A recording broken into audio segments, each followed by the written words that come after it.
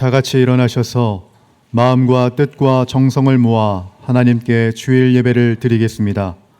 하나님은 영이시니 예배하는 자가 영과 진리로 예배할지니라. 아멘.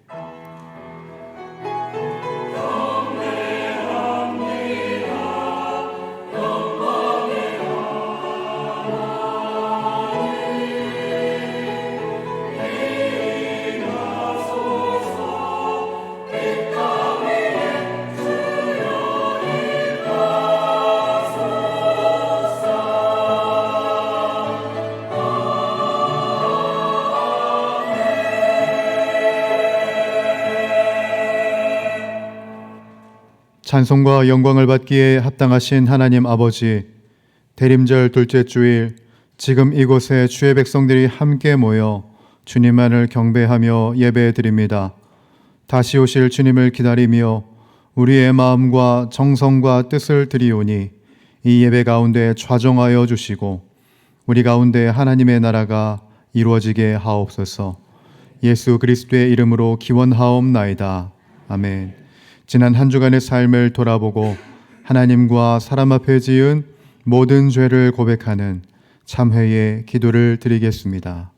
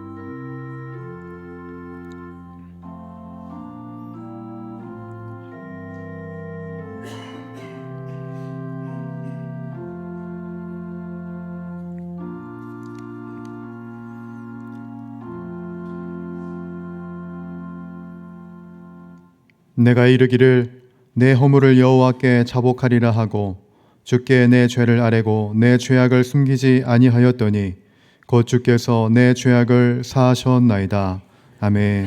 다 함께 찬송가 35장 부르겠습니다.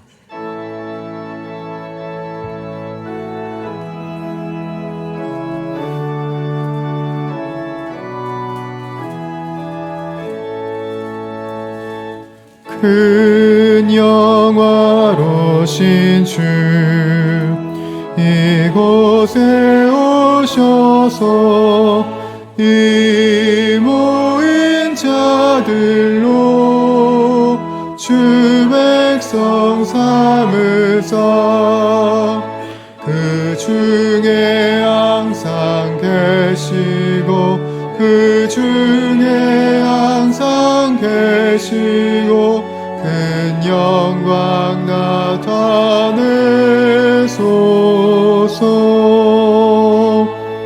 이 백성 기도와 또 예물 드림이 향내와 같으니 곧 받으옵소서. 주 예수 크신 복음을 주 예수 크신 복음을 만 백성 듣게 하소서.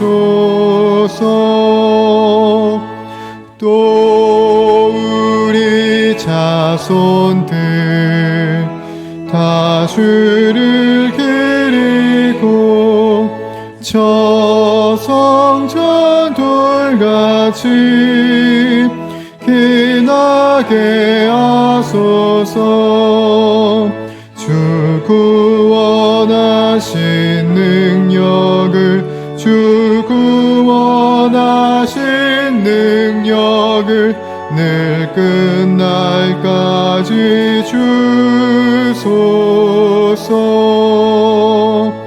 주 믿는 만민이 참 진리 지키며 옛 성도들 같이 주 찬송하다가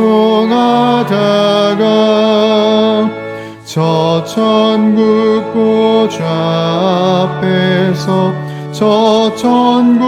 보좌 앞에서 늘 찬송하게 하소서.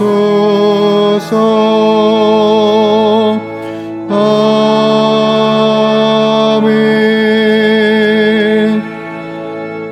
사도신경으로 우리의 신앙을 고백하겠습니다. 나는 전능하신 아버지 하나님, 천지의 창조주를 믿습니다. 나는 그의 유일하신 아들, 우리 주 예수 그리스도를 믿습니다.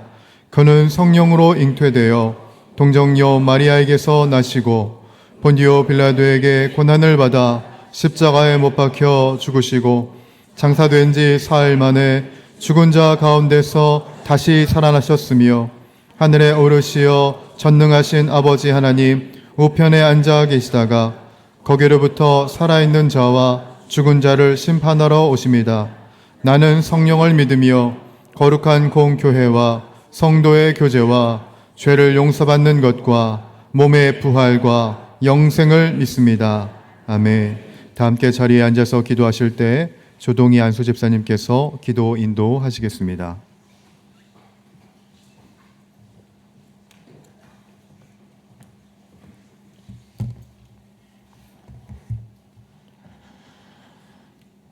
하늘에 계신 우리 아버지, 이렇게 안식일을 맞이하여서 주님의 전에 나와 온전한 예배를 드리게 하심에 감사드립니다. 몸이 불편하여 나오지 못한 성도들을 기억하여 주시옵고 우리 용인영락교회의 안식일 예배가 주님께서 기뻐하시는 예배가 되어 말씀 나눌 때 기도와 찬양을 주님께 드릴 때 기뻐 받아 주시옵기를 간절히 소망하옵나이다. 한 주간 지내오는 동 중에 부지불식간에 지은 죄들이 있다면 주님께서 용서하여 주시옵고 함께하는 직장 동료에게, 가족에게, 이웃에게, 세상 모든 이들에게 지은 우리의 죄들을 주님 앞에 진정으로 회개하오니 주님의 사랑과 은혜로 용서하여 주시옵소서. 간절히 바라옵건대 회개하며 같은 죄가 반복되지 않도록, 비슷한 죄가 다시 범하여지지 않도록 우리의 마음을 눈동자처럼 지켜봐 주시옵고 늘 경건하고 거룩한 주님의 길로 좁은 길이라도 감사한 마음으로 나아가게 하여 주시옵소서. 기술의 발전과 경제 성장으로 점점 인류는 하나님과 멀어져만 가고 있습니다. 사람이 또 다른 사람 형체를 만들어 더 편하고 더 쉽게 살려고 보이지 않는 바벨탑을 세워가고 있습니다. 우리 모두가 하나님의 자녀임을 잊지 말고 세상의 갈 길과 가지 말아야 할 길에 대하여 올바른 분별력으로 잘 살피고 주님을 순종하며 용기 내어 걸어갈 수 있도록 이 어두운 세상에서 저희의 발걸음에 큰 등불이 되어 주시길 간절히 원하옵고 바라옵나이다. 주님, 우리나라가 내적으로 정치적인 큰 변화와 외적으로는 강대국과의 복잡한 경제 갈등 등으로 큰 위기들 속에서 어느덧 12월을 맞이하였습니다. 변화 속에서도 주님의 한결같은 크신 은혜가 늘 우리에게 임하고 있음을 결코 잊지 않게 하시고 이 땅을 대리하여 이끌어가는 유정자들이 주님을 두려워하게 하시며 그들이 세워나가는 모든 정책과 정치의 책임과 의무의 무게를 깊이 헤아리게 하셔서 협력하여 선을 이루시는 주님의 뜻에 합당할 수 있는 올바른 지혜와 바른 하나님의 길로 나아갈 수 있도록 은혜를 더하여 주시옵소서. 이제 성탄절이 다가오고 있습니다. 매년 똑같은 성탄절이라는 마음으로 대하지 않게 하시고 올해는 우리의 신앙을 다시 한번 점검하는 성탄절이 되게 하소서.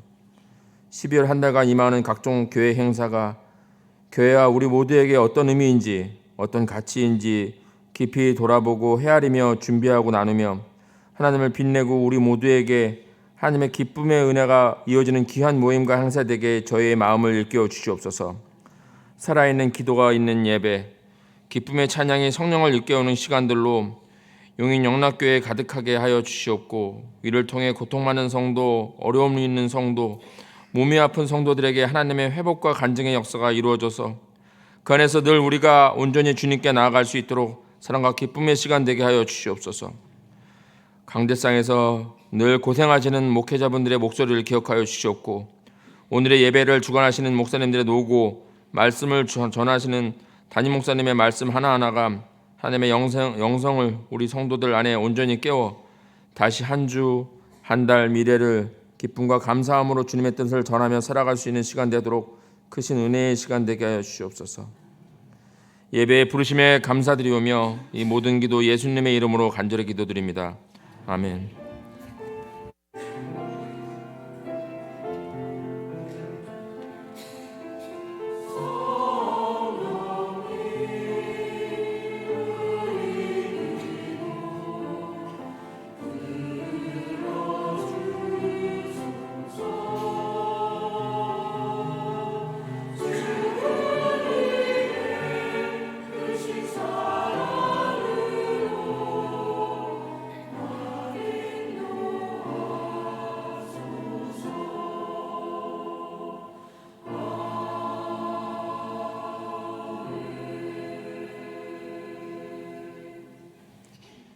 오늘 우리에게 주시는 하나님의 말씀은 시편 137편 1절에서 9절 말씀입니다.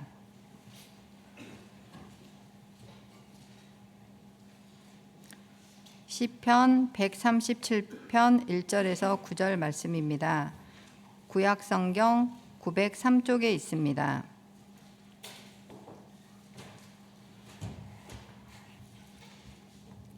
하나님의 말씀을 봉독하겠습니다. 우리가 바벨론의 여러 강병 거기에 앉아서 시온을 기억하며 울었도다. 그 중에 버드나무에 우리가 우리의 수금을 걸었나니 이는 우리를 사로잡은 자가 거기서 우리에게 노래를 청하며 우리를 황폐하게 한 자가 기쁨을 청하고 자기들을 위하여 시온의 노래 중 하나를 노래하라 함이로다. 우리가 이방 땅에서 어찌 여호와의 노래를 부를까? 예루살렘아, 내가 너를 잊을진대 내 오른손이 그의 제주를 잊을지로다. 내가 예루살렘을 기억하지 아니하거나 내가 가장 즐거워하는 것보다 더 즐거워하지 아니할진대 내 혀가 내 입천장에 붙을지로다. 여호와여, 예루살렘이 멸망하던 날을 기억하시고 에돔 자손을 치소서. 그들의 말이 헐어버리라 헐어버리라 그 기초까지 헐어버리라 하였나이다. 멸망할 딸 바벨론아, 내가 우리에게 행한 대로 내게 갚는 자가 복이 있으리로다. 내 어린 것들을 바위에 메어치는 자는 복이 있으리로다. 이것은 하나님의 말씀입니다.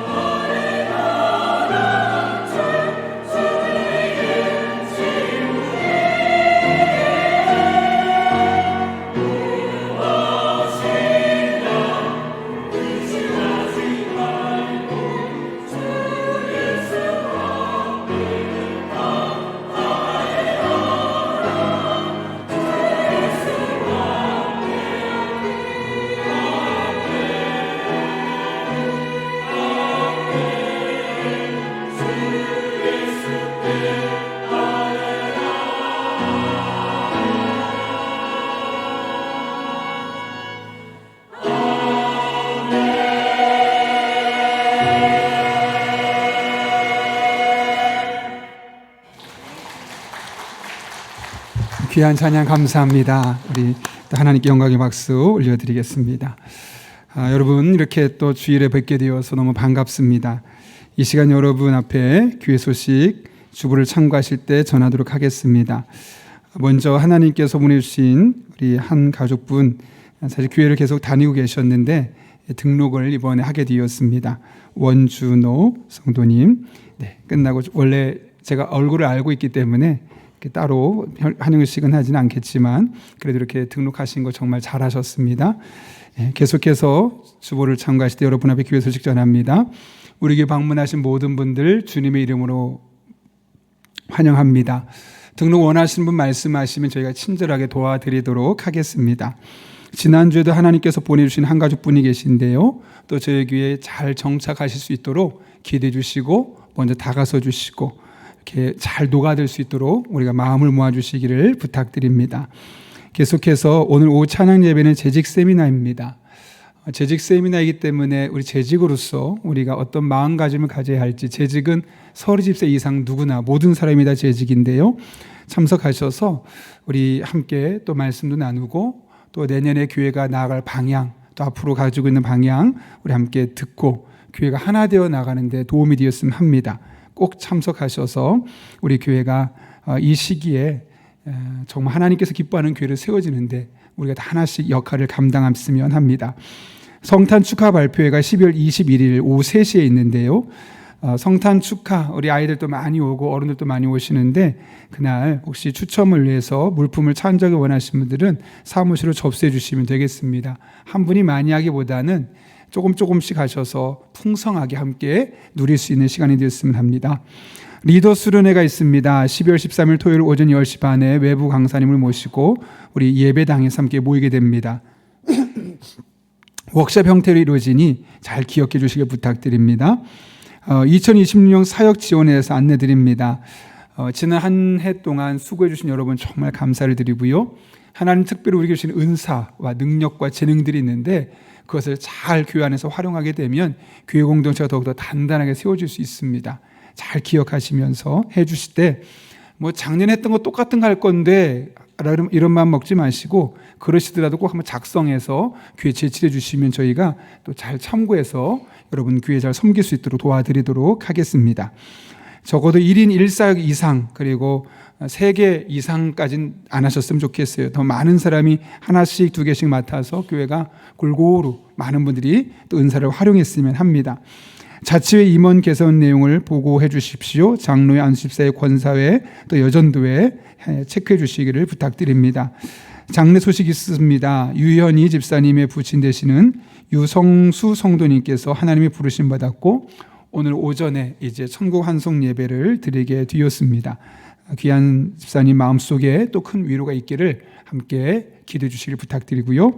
사랑의 성민들은 손길 있습니다. 문교상 장서희 집사님 가정에서 자녀대학 진학감사로, 이슬기 정일의 집사님 가정에서 이사감사로, 또 차현창 김도현 집사님 가정에서 손주 출산감사로 사랑의 성민 드렸습니다.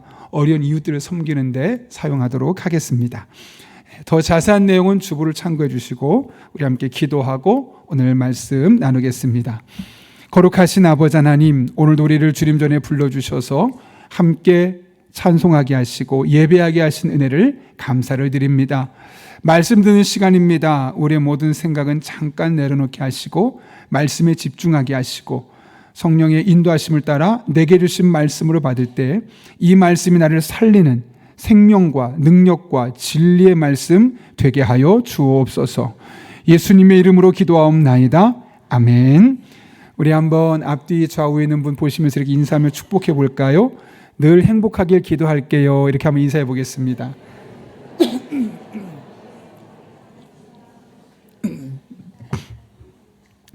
제가 최근에 눈물의 신학 관련된 책들을 조금씩 보고 있는데요, 그 중에 한 자료를 읽다가 아주 재미있는 표현을 하나 발견했습니다.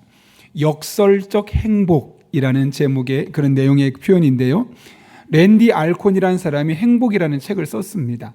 이제 그 책을 보게 되면 하나님께서 우리가 거룩한 삶을 살기 원하신다. 그런데 거룩한 삶만 살기 원하시는 것이 아니라 일상의 삶에서 행복하기를 원하신다는 이야기를 합니다. 그러면서 하나님이 정말 우리를 이 세상에서 행복하기를 원하시는데 많은 사람들이 의외로 어떤 것이 행복이고 어떻게 할 때 행복을 경험할 수 있는지를 몰라서 그 행복을 누리지 못한다는 것이죠. 그러면서 대부분의 사람이 그럼 어떻게 생각하느냐? 대부분의 사람은 내가 지금 생각할 때 좋은 상황, 그리고 자신이 기대하는 상황이 계속되면 그 상황을 행복한 것이라고 생각한다는 거죠. 물론 그런 것들도 있긴 하지만 그것이 행복을 다 대변하지는 못합니다. 오히려 그는 그런 행복이 아닌 또 다른 행복이 있는데 그것을 일컬어 역설적인 행복이라고 말합니다. 이런 거죠. 고난이 있습니다. 눈물이 있습니다. 좌절할 수밖에 없는 상황입니다. 그러나 그리스도는 그 안에서도 고난과 탄식하며 박해를 받는 상황 속에서도 세상에 줄 수 없는 그 고난 속에서만, 그 탄식 속에서만, 그 절망 속에서만 경험할 수 있는 또 다른 행복, 그것이 바로 역설적인 행복이라는 겁니다. 고난이 없어지는 것이 아닙니다. 근심이 사라지는 것이 아닙니다. 고난 한복판에서, 근심의 그 중앙에서 하나님을 신뢰하며 믿음의 길을 걸어갈 때 이전에는 경험할 수 없었던 또 다른 행복, 더 깊은 행복을 경험할 수 있게 되는 것이고, 이것이 바로 역설적인 행복이라는 것이죠. 그런 맥락에서 그리스도인에게 눈물은 더 이상 눈물이 아닙니다. 절망은 더 이상 절망이 아닙니다. 고통 또한 더 이상 고통이 아니죠. 반드시 하나님께서 그런 상황 가운데 주시는 또 다른 행복, 또 다른 눈물, 또 다른 기쁨, 또 다른 소망, 우리에게 반드시 주실 것이기 때문에 그렇습니다. 그래서 그리스도는 언제나 어디서나 무엇으로 하든지 항상 행복할 수밖에 없는 존재들입니다. 이런 행복이 여러분의 삶의 일상이 될 수 있기를 예수님의 이름으로 축복합니다. 오늘 우리가 읽은 시편은 주전 586년에 나라가 멸망한 이후에 바벨론을 포로로 끌려갔던 상시에서 이스라엘 백성들이 불렀던 애가, 즉 슬픔의 노래입니다. 오늘 1절을 보게 되면 그들이 이렇게 이야기합니다. 우리가 바벨론의 여러 강변 거기에 앉아서 시온을 기억하며 울었도다. 그들이 바벨론에서 울었다고 합니다. 포로로 잡혀간 땅에서. 대부분 노동자였던 그들은 도심지 혹은 중앙도시에서 살 수 없었습니다. 더군다나 그들은 늘 운하를 건설하는 그 사역 현장에 끌려가는 노동자들이 많았기 때문에 그들의 삶의 터전은 가정집이라기보다는 그 강변 옆에 있는 곳에 텐트를 치고 그곳에 사는 것이 대부분의 일상이었습니다. 지금 그런 상황을 염두에 두고 있는 것이죠. 그들이 그래서 바벨론 강가에서 울었습니다. 그런데 어떻게 울었느냐? 우리 성경 보면 그냥 단순하게 가볍게 운 정도로 보이지만 원문을 보면 빠카라는 단어를 썼거든요. 이게 뭐냐면 대성통곡하다, 방성대곡하다, 이런 의미를 갖고 있어요. 여러분, 그들이 왜 바벨론 강가에서 그렇게 방성대곡하며 대성통곡하며 울 수밖에 없었을까요? 함께 일하던 동료가 죽어서 그런 걸까요? 아니면 우리가 이런 곳에 잡혀와서 식민지 생활, 이 노예 생활하는 것이 너무 서러워서 그 서름에 눈물을 흘린 걸까요? 그렇지 않습니다. 오늘 본문은 왜 그들이 방성대곡했느냐? 시온을 기억하며 울었다고 합니다. 시온은 사진을 보시면 아시겠지만 예루살렘에 있는 한 산입니다. 그러나 많은 산 중에 하나가 아니라 하나님께서 신명기 12장에서 내가 너희를 만나주겠다고 말씀하셨던 산입니다. 여러분, 신명기 12장 11절과 12절 말씀이 있는데요, 함께 읽으면 이렇습니다. 같이 읽겠습니다. 시작. 너희는 너희의 하나님 여호와께서 자기 이름을 두시려고 택하실 그곳으로 내가 명령하는 것을 모두 가지고 갈지니 곧 너희의 번제와 너희의 희생과 너희의 11조와 너희 손의 거제와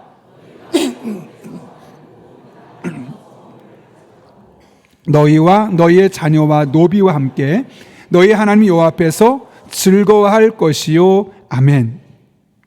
여기 신명기 12장 말씀 보게 되면 시온은 단순한 산이 아니라 여호와께서 자기 이름을 두시려고 선택한 그 곳이라고 이야기합니다.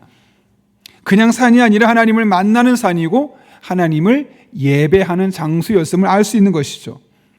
따라서 이곳에서 시온을 생각하면서 바벨론에서 방성대곡했다는 것은 누가 죽었기 때문도 아니고 이방 땅에서 노동자로 살아가는 서름 때문도 아니고 현재 바벨론에서 폴로로 살고 있기 때문에 시온에서 가서 마음껏 예배드리지 못하는 그 안타까운 현실에 대한 서글픔, 속상함 때문에 흘리는 눈물임을 우리는 알 수 있는 겁니다.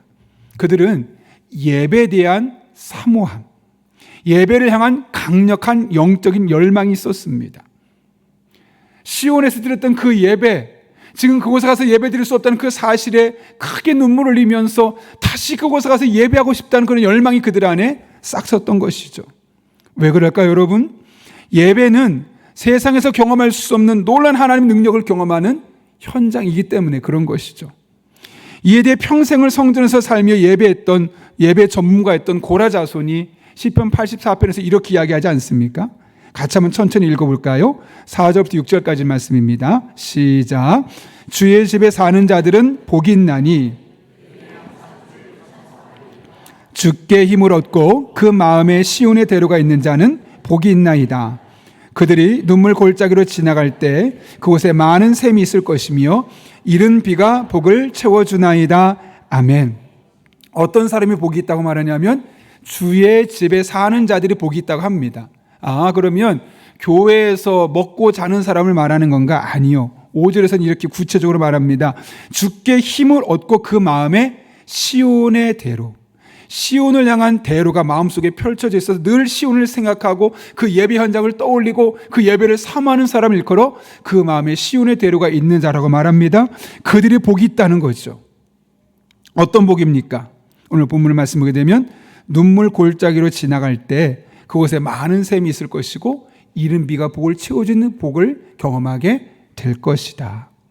이것이 바로 하나님 앞에 늘 예배를 사모하고 그 예배를 향한 영적인 갈망을 가지고 일상의 삶을 살아가는 이들에게 주시는 하나님의 놀라운 은혜고 축복입니다. 오죽하면 이 시편 저자가 이어지는 10절 11절에서 이렇게 이야기했을까요? 한번 읽겠습니다. 주의 궁정에서의 한날이 다른 곳에서의 첫날보다 나은즉 악인의 장엄하게 사는 것보다 내 하나님의 성전 문지기로 있는 것이 좋사오니 여호와 하나님은 해요 방패시라. 여호와께서 은혜와 영화를 주시며 정직하게 행하는 자에게 좋은 것을 아끼지 아니하실 것이미로다. 아멘. 그 은혜를 경험했던 겁니다. 늘 마음에 시온을 향한 대로가 있어서 예배를 사모하다 그 예배 현장 딱 나갔더니 그때 주신 그 은혜가 너무나 크고 감사해서 그의 마음에 소원이 하나 생겼습니다. 내가 이 땅에서 떵떵거리고 내가 원하는 거 다 사는 것 못해도 상관없다. 차라리 나는 하나님의 성전 문지기로 있으면서 날마다 그 예배 은혜를 경험하고 싶다. 그런 사모함이 이런 영적인 갈망으로 나타나게 되었던 것이죠. 왜요? 그 예배 하나님은 해요 방패시며 은혜와 영화를 주시며 우리에게 좋은 것을 아끼지 아니하시는 분으로서 은혜를 베풀어 주시기 때문에요. 에클레시아라는 책에 나오는 한 20대 여자 청년의 이야기입니다. 그 자매는 어릴 때부터 가수가 되고 싶었습니다. 근데 하나님께 참 감사하게도 그녀에게를 정말 활짝 열어주셨다 그래요. 많은 길을 열어주셨습니다. 오디션을 보면 보는 오디션마다 다 붙는 거예요. 그러다 보니까 자연스럽게 이름이 좀 알려지게 되었어요. 내 노래 하는 CF 음악 감독들이 러브콜을 보냅니다. 나하고 함께 일하자는 거죠. 그러다 보니까 하고 싶은 거 다 해봤다고 그래요. 흔히 말하는 탄탄대로만 걸었던 겁니다. 한 번도 덜컥 막히거나 끊기거나 없이 원하는 대로 모든 일이 순조롭게 진행된 겁니다. 그런데 이렇게 잘 나가던 그 자매에게 큰 시련이 닥쳤습니다. 모든 게 다 잘 되는데 내가 원하는 대로 다 풀려가는데 이상하게 마음이 너무 우울한 겁니다. 불안한 겁니다. 이런 마음은 금방 누구나 생길 수 있는 거고 금방 시간이 지나면 낫겠지 했지만 그 바람과 다르게 우울증은 점점 깊어져만 갔고 그 우울증은 결국 불면증으로 이어지게 되었습니다. 한숨도 밤에 잠을 못 자고 자다가 헛소리를 하고 잠깐 정신이 나서 눈을 뜨면 오른쪽에 칼을 들고 있고 때로 어떤 때 왼손에 못을 들고 있고 깜짝깜짝 놀라는 일상이 그녀의 삶에 다가오게 되었습니다. 너무 무서웠습니다. 이러다 내 인생 끝날 수 있지. 그렇기보다는 사는 것이 차라리 더 괴로운 정도로 힘들었습니다. 오죽하면 엄마가 이런 편지까지 썼죠. 엄마 미안해요. 나 먼저 갈게요. 지옥에 떨어져도 할 수 없지 않을까요? 20대 청년이 얼마나 힘들면 이런 섬뜩한 어머니의 마음을 정말 가슴 뛰게 하고 두렵게 만들 만한 그런 편지를 쓰면서 편지까지 쓰게 되었겠습니까?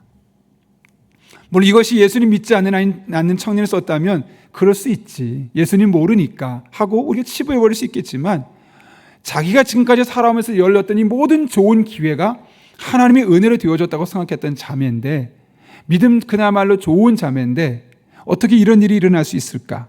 사실 더 당황스러울 수밖에 없었습니다. 그런데 이 자매가 참 귀한 것은 그대로 포기하지 않았다는 거예요. 하나님께서 붙든 그 손을 놓지 않고 오히려 더 꽉 잡기로 결심합니다. 하나님을 더욱더 열심히 찾은 것이죠.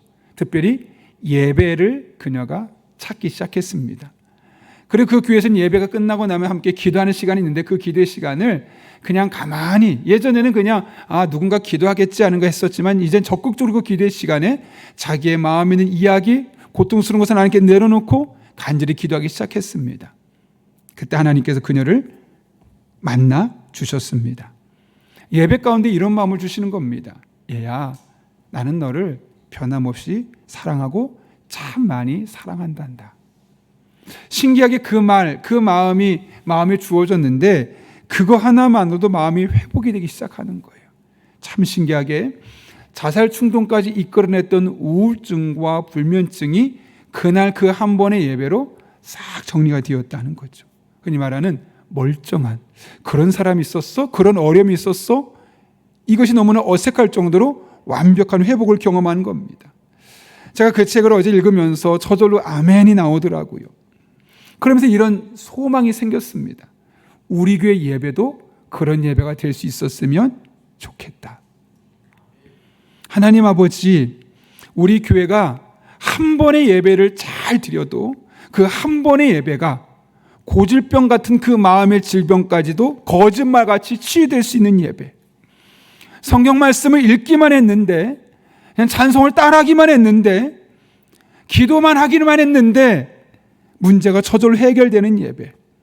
그렇게 우리 교회에서 드려지는 예배에서 하나님을 만날 수 있으면 좋지 않을까, 그런 마음에 어제 저녁에 잠깐이지만 하나님 앞에 기도했습니다. 그리고 우리 교역자들이 아침마다 주일 아침에 기도하는데 그 기도 제목 중에 하나는 우리 성도들이 무거운 마음으로 또 얼굴이 어둡게 교회로 올 수 있지만 예배 드리는 가운데 하나님의 은혜를 경험해서 그 무거운 마음이 가벼워지고 어두웠던 얼굴이 밝아져서 예배 끝나고 집에 돌아가는데 누군가 보고 오늘 좋은 일 있었냐고, 도대체 무슨 일 있었기 때문에 그렇게 얼굴이 환하고 밝아졌냐고, 그렇게 그런 말을 들을 수 있는 교회, 또 그런 말을 들을 수 있는 한 사람의 예배자, 그런 성도가 되었으면 좋겠다 하는 마음이 있었습니다. 여러분, 여러분의 마음속에는 어떻습니까?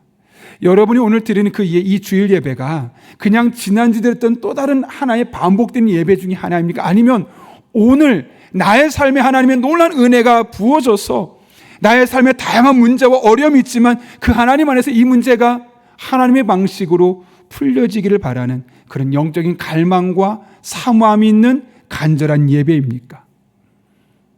저는 바라기는 여러분이 오늘 이 드리는 예배가 늘 반복되는 그런 똑같은 예배 중에 하나가 아니라 날마다 드릴 때마다 예비된 하나님의 은혜가 여러분의 삶에 부어져서 그 예배를 통해 여러분의 삶이 달라지고 여러분의 삶의 방식이 달라지고 여러분의 삶에 놀라운 하나님의 은혜가 온전히 경험될 수 있는 그런 복된 예배가 될 수 있기를 예수님의 이름으로 축원합니다. 그래서 여러분의 얼굴을 볼 때마다 도대체 무슨 일이 있었냐고 여러분의 배우자가 묻고 여러분의 아이들이 묻고 여러분을 만난 사람들이 도대체 이번 주에 무슨 일이 있었길래 이렇게 이번 주 한 주간 동안 싱글벙글하냐고, 그런 고백을 들을 수 있는 그런 성도님 될 수 있기를 예수님의 이름으로 축원합니다. 바벨론 강가에서 시온을 생각하며 울었던 이들이 또 하나의 행동을 취합니다. 오늘 본문 2절을 보게 되면 버드나무에 수금을 걸었다 그러죠. 버드나무에 수금을 걸었다. 원문대로 하게 되면 버드나무들의 수금을 걸었답니다. 그러니까 복수형으로 되어 있습니다. 그렇게 한 의도는 너무나 분명합니다. 여러분 과거에 보시면 사형수들을 나무에 쫙 걸어놓았던 적이 있었습니다. 경각심을 일깨워주기 위해서. 지금 이스라엘 백성이 마치 나무들마다, 버드나무들마다 많은 수금들을 걸어놔서 멀리서 보면은 그 버드나무에 사람이 걸린 것처럼 그런 분위기를 조성하고 있는 것이죠. 섬뜩합니다. 그렇다면 왜 이렇게 섬뜩한 광경을 연출하게 되었을까? 이어 나오는 바벨론 사람들의 요구 때문임을 알 수 있죠. 자, 3절을 보면 바벨론 사람들이 노래를 불러달라고 하는데 같이 한번 읽어볼까요? 3절입니다. 시작. 이는 우리를 사로잡은 자가 거기서 우리에게 노래를 청하며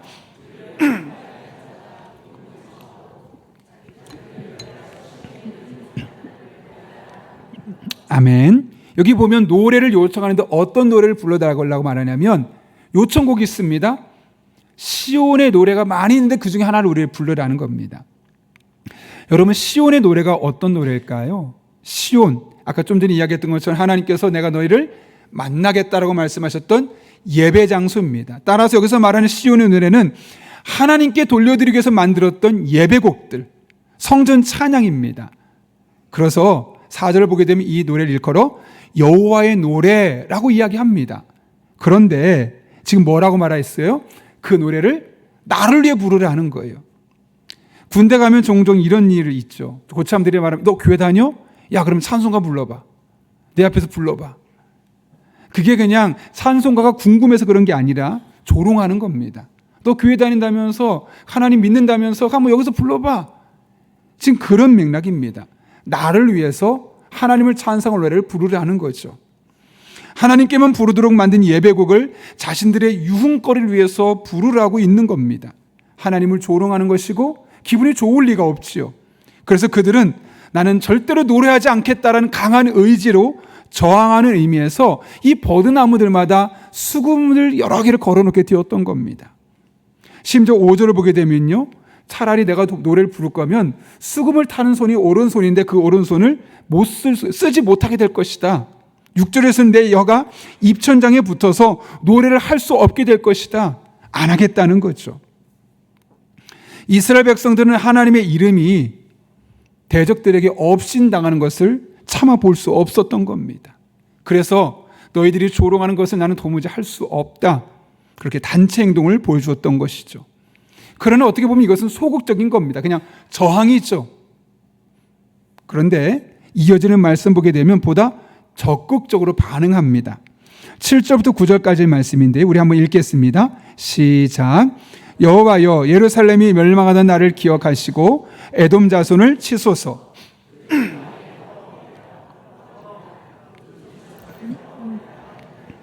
멸망할 딸 바벨론아, 내가 우리에게 행한 대로 내게 갚는 자가 복이 있으리로다. 내 어린 것들을 바위에 메어 치는 자는 복이 있으리로다. 아멘.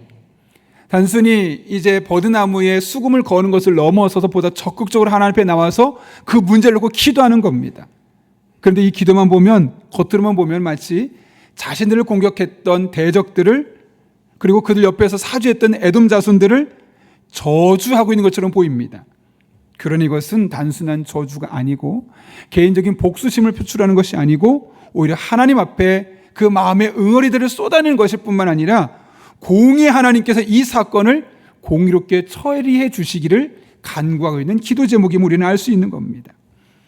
이스라엘 백성들은 자신들 앞에 모욕감을 주는 바벨론 사람들 향해서 칼을 들고 싸우지 않았습니다. 대신 기도하면서 이 모든 것을 공의의 하나님께서 해결해 주시기를 간구하고 맡기고 있는 것이죠. 왜냐하면 인간의 복수는 또 다른 복수를 낳게 됐지만 하나님의 공의로운 심판은 항상 최선의 결과를 가져오는 것임을 알기 때문에 그런 것이죠. 제가 예전에 그 이찬수 목사님의 간증을 들었던 적이 있어요. 그 아버지께서 대구에서 자그마한 교회를 목회하셨거든요. 여러분, 교회가 작다고 문제가 없는 것은 아닙니다. 자그마한 교회임에도 불구하고 성도들 간의 갈등이 참 많았다 그래요. 그리고 그 갈등은 단순히 성도들만의 갈등으로 끝나는 것이 아니라 이제 목사님에게도 불똥이 튀게 되면서 교회가 시끄럽게 되었던 겁니다. 어떡할까? 내가 싸우고 만난다고 그 문제가 다 해결되지 않는다는 사실을 알았던 목사님은 내가 목회자니 성도들과 다투기보다는 그 교회 갈등을 해결하고 그 문제를 풀어가고 부흥하기 위해서 40일 동안 금식 기도를 작정했습니다. 그런데 17일 만에 기력이 쇠해지면서 결국 세상을 떠나게 되죠. 그런데 이런 상황을 바라봤던 어린 이 목사님에게는 이해가 안 되는 겁니다. 아니, 하나님을 위해서 목숨 걸고 기도했는데 응답은커녕 죽음을 주신 분이 하나님이신데 그 자체가 충격적이었죠. 더 큰 충격은 기도원에서 돌아가신 아버지가 아니라 그 상처보다 장례식에서 보여주었던 성도들의 태도였다고 합니다. 장례 행렬이 이제 어쨌든 그 교회 담임 목사였으니까 보통 장례식장에서 교회에 와서 천국 환송 예배 드리고 떠나는 것이 일반적인 모습입니다. 그런데 교인들이, 그중에 중직자들이 재수없다, 교회 분위기 안 좋다, 그런 이유로 교회 마당도 들어오지 못하게 막아버린 겁니다. 그리고 아버지 돌아가시고 장례가 끝나자마자 사택 빨리 비워달라고, 그래서 사택을 비우게 되면서 가족이 슬퍼할 겨를도 없이, 눈물도 채 닦을 겨를도 없이 쫓겨나게 되었던 겁니다. 그때 어리었던 이찬수 목사님 마음속에 쓴뿌리가 바뀌었다고 그래요. 하나님은 살아계시지 않아. 하나님 살아계시다면 이런 일이 일어날 수 없어. 그리고 교회 다니는 사람들은 거의 다 가짜야. 겉으로는 사랑을 말하고 은혜를 말하지만 실상 그들 또한 이기적이고 자신의 욕심만 이루고 싶어해. 나는 그러니 교회도 안 나갈 거고 절대로 아버지처럼 목사는 안 될 거야. 그런 마음의 결단을 했다고 합니다. 그런 상처를 아는 채 어머니와 그 가족이 이제 미국으로 이민을 떠났죠. 한국에 더 이상 살기 싫은 감정도 있었고요. 나라만 떠나는 것이 아니라 하나님도 떠났었습니다. 그러나 어머니의 끊임없는 기도, 아들을 향한 간절한 기도로 인해서 30세쯤 되었을 때 다시 신앙을 붙들게 되죠. 그러나 먼저 그 교회로 인한, 성도들로 인한 마음의 상처를 치유하는 그 회복의 과정이 필요했습니다. 그래서 하나님 앞에 나가서 그 어린 시절에 겪었던 문제를, 교회 안에서 겪었던 그 상처를 놓고 기도하는데, 기도하는 중에 하나님께서 그분의 마음을 만져주시고 회복시켜주시고 치료하시는 걸 경험하게 되는 거죠. 이렇게 약간 환상같이 이렇게 느껴졌다고 합니다. 예수님께서 환하게 웃고 계시고 그 옆에 아버지가 계신 모습을 순간이지만 잠깐 보는 겁니다. 마치 예수님께서 그분의 아버지에게 참 수고 많았다. 너 비록 17일 기도하다 세상 떠났지만 나는 그동안 했던 너의 기도를 다 들었다, 받았다. 이렇게 마치 아버지를 위로하는 것처럼 느껴졌다고 합니다. 그동안 목사님의 마음속에 우리 아버지는 실패한 목사였고 어린 시절에 겪었던 교회는 나쁜 교회로만 생각했는데 그것이 아니었다는 거죠. 하나님은, 공의로우신 하나님은 아버지의 눈물과 기도를 땅에 떨어뜨리지 않으셨고 오히려 아들인 자신을 통해서 그 눈물의 열매를 거두게 하실 것이라는 새로운 소명을 그분의 마음속에 심어준 겁니다. 비록 아버지가 그 일을 다 못하고 떠나셨지만 하나님은 나를 통해 그 일을 행하실 것이다. 그런 믿음이 있게 되었던 것이죠. 그래서 그는 미국에 안정될 수 있는 그 좋은 환경들을 다, 물론 그때 힘든 상황이긴 했지만 다 놓고 한국으로 돌아와서 새로운 분위기에서 신앙을 공부하고 목사가 되었습니다. 이후에 분당 우리 교회를 개척하면서 목회 방향 중에 하나는 과거의 상처를 증오로 갚는 것 대신 오히려 상처 입은 자들을 치유하고 회복하는 그런 교회를 세우자. 그래서 그 교회표가 뭐죠? 함께 울고 함께 웃는 교회라고 만들게 되었던 겁니다. 여러분, 우리가 살다 보면 억울한 일이 생길 때가 있습니다. 때로는 하나님의 계시지 않은 것만큼 우리들의 삶에 어려운 일들이 다가오기도 하죠. 또 특별히 나에 대해서 뭔가 어려운 일을 넘어서서 억울한 일을 당하게 되면 맞서 싸우고 싶을 때도 있습니다. 그럴 때 굳이 싸울 필요가 없습니다. 함께 공격할 필요가 없습니다. 오히려 하나님 앞에 나와서 공의의 하나님께 기도하며 아뢰게 되면 공의의 하나님 그 기도를 들으시고 반드시 최선의 결과를 이루어 주실 것입니다. 새로운 소명을 주실 것이고 새로운 길을 열어주실 것이고 하나님의 은혜가 무엇인지를 온전히 경험할 수 있게 될 것입니다. 바라기는 우리들의 삶에도 날마다 이 은혜가 경험될 수 있기를 예수님의 이름으로 축원합니다. 이 시간 우리 오늘 말씀을 기억하면서 하나님 앞에 두 가지 기도 제목 놓고 기도하려고 합니다. 먼저 기도하실 때 하나님 아버지, 우리 안에 예배를 향한 영적인 갈망, 사모함이 있게 하여 주옵소서. 정말 성전 문지기도 좋습니다 하나님 마음으로 매주 드려진 그 예배를 사모하게 도와주시옵고, 그렇게 예배를 드릴 때마다 그 예배가 우리 영혼을 살리고 우리 문제를 풀어가고 해결할 수 있는 그런 능력이 있는 예배, 하나님 만나는 그런 복된 예배가 될 수 있게 해달라고, 특별히 우리 교회에서 드려지는 영아부, 유치부, 아동부, 중고등부, 청년부, 장년부 예배가 그런 예배가 될 수 있게 해달라고 기도합니다. 한 걸음 나아가서 우리가 억울한 일을 당할 때도 있습니다.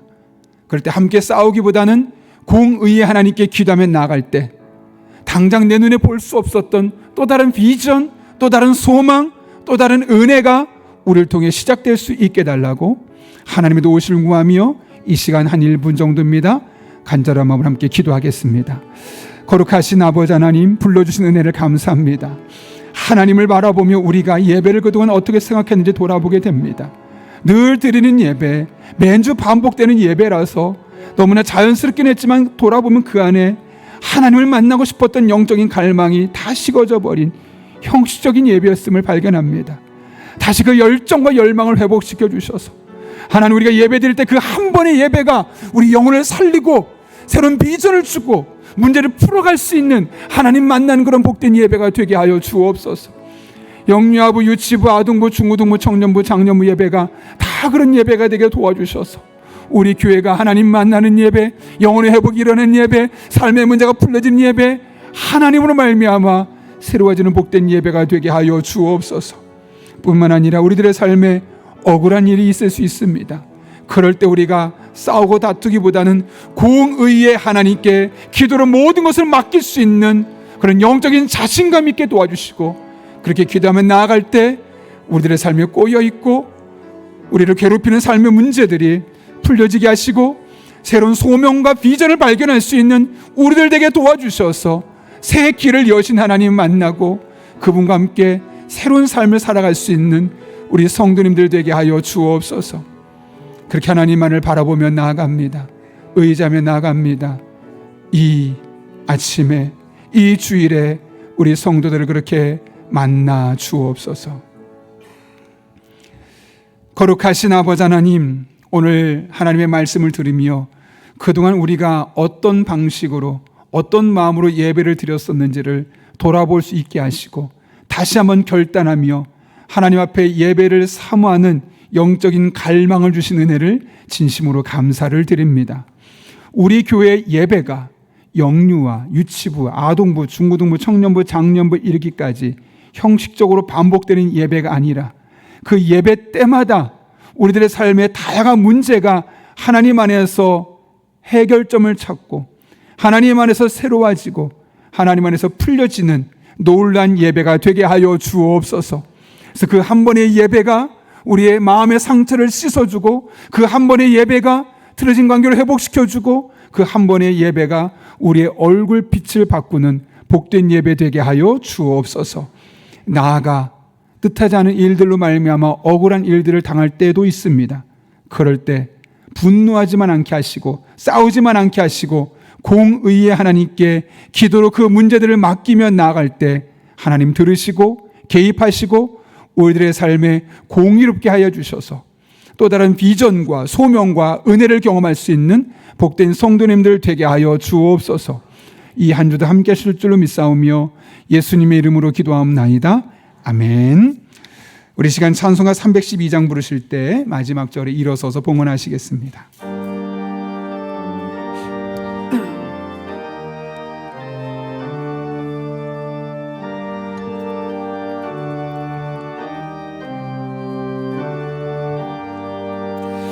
너 하나님께 이끌리어 일평생 주만 바라며 너 어려울 때 힘 주시고 언제나 지켜주시리. 주 크신 사랑 믿는 자 그 반석 위에 서리라. 너 설레는 맘 가다듬고 희망 중 기다리면서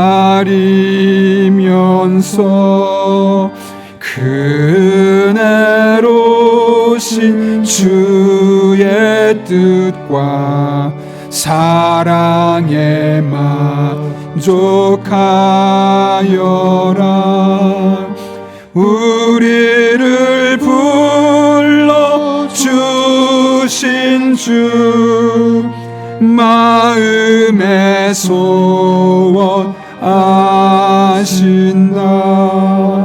주 찬양하고 기도하며 내 본분이 쏟아라. 주 약속하신 모든 은혜 내게서 이루어지리라. 잠대고 의지하는 자 주께서 기억하시리.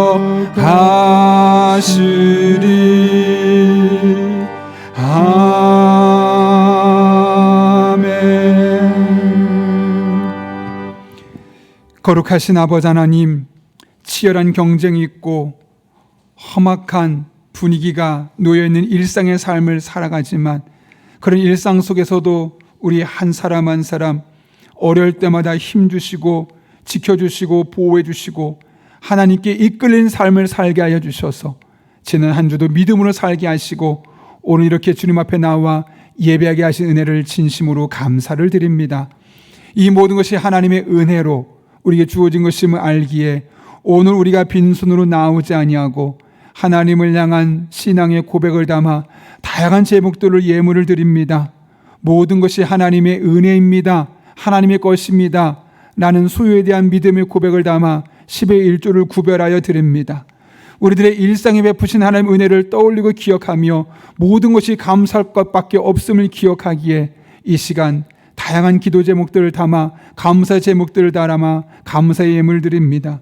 그 외에도 다양한 제목들을 담아 하나님께 드리는 이 모든 예물을 기쁘게 받아 주시옵고 우리 성도 한 사람 한 사람의 삶에 더 많은 감사, 더 많은 은혜가 넘쳐나는 복된 한 주간 되게 하여 주옵소서. 우리 성도들의 피와 땀과 눈물이 담겨있는 예물이오니 단 한 푼 더투로 쓰여지지 아니하도록 영적인 분별력과 지혜를 더하여 주시옵고 늘 깨어 기도하는 그런 교회 성도님들 되게 하여 주옵소서. 때를 따라 돕는 은혜로 힘주시고 능력 주시고 지혜 주시고 만남의 복을 허락하여 주시되 늘 하나님의 날개의 그늘 안에 품어주시고 눈동자처럼 지켜주신 하나님의 보호 아래 살아갈 수 있는 믿음의 사람들 되게 하여 주옵소서. 이 한 주도 그렇게 변함없이 함께 하실 줄로 믿사옵고 지금은 우리 주 예수 그리스도의 은혜와 하나님 아버지의 변함없는 사랑과 성령님의 역사하심이 오늘 주신 말씀을 내게 주신 말씀으로 받고 남은 한평생을 하나님과 예배를 사모하고 갈망하며 우리들의 삶의 억울한 문제를 기도를 하나님께 아뢰어며 공의 하나님과 함께 믿음의 삶을 살기로 결단하는 이 자리에 머리 숙인 한 영혼 위에 그들의 삶의 자리, 우리 교회와 나라와 민족, 북한 땅과 온 세계 열방 위에 이제부터 영원토록 함께 하시옵기를 간절히 축원하옵나이다. 아멘.